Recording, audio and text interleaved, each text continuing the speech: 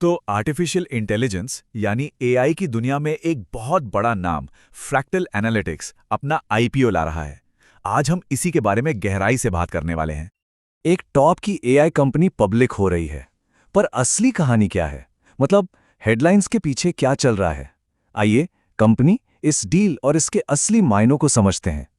चलिए शुरू करते हैं।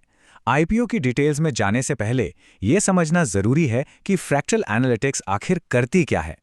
तो देखिए, फ्रैक्टल कोई ऐसी वैसी टेक कंपनी नहीं है। ये लोग आर्टिफिशियल इंटेलिजेंस, मशीन लर्निंग, यहाँ तक कि बिहेवियरल साइंस जैसी नेक्स्ट लेवल टेक्नोलॉजीज में माहिर हैं।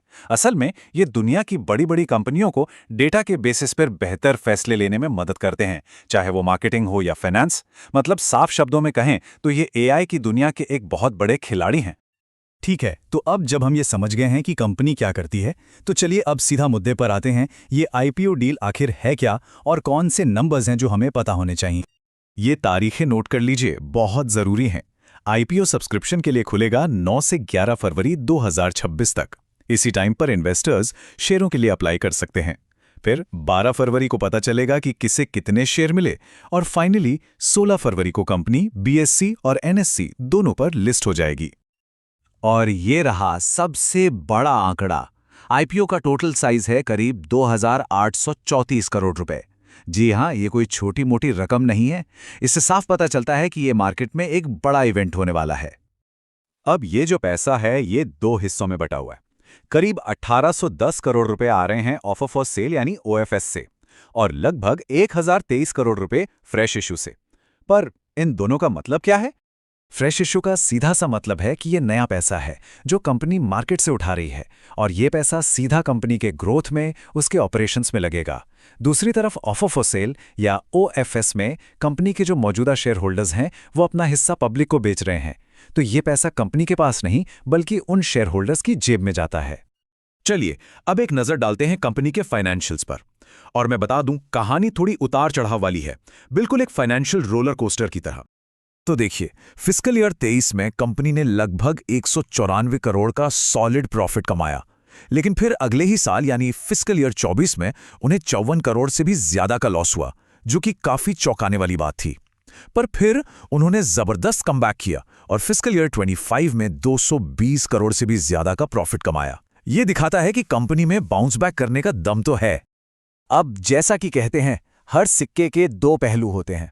तो आइए देखते हैं कि फ्रैक्टल एनालिटिक्स की ताकतें क्या हैं और वो कौन सी चुनौतियां हैं जिनका सामना इसे करना पड़ सकता है। एक तरफ कंपनी की एआई सेक्टर में एक बहुत मजबूत ब्रांड वैल्यू है, और ये सेक्टर तो रॉकेट की स्पीड से बढ़ रहा है। इनके क्लाइंट्स पूरी दुनिया में फैले हैं और ये अलग अलग इंडस्ट्रीज में काम करते हैं। लेकिन दूसरी तरफ इनका पूरा बिजनेस स्किल्ड एआई टैलेंट पर टिका हुआ है। साइबर सिक्योरिटी का रिस्क हमेशा बना रहता है, और सही लोगों को ढूंढना और उन्हें कंपनी में बनाए रखना, ये अपने आप में एक बहुत बड़ी चुनौती हो सकती है। तो इन सारी बातों को अगर एक साथ देखें तो एक इन्वेस्टर के नजरिए से क्या सोचना चाहिए, चलिए अब इस पर बात करते हैं।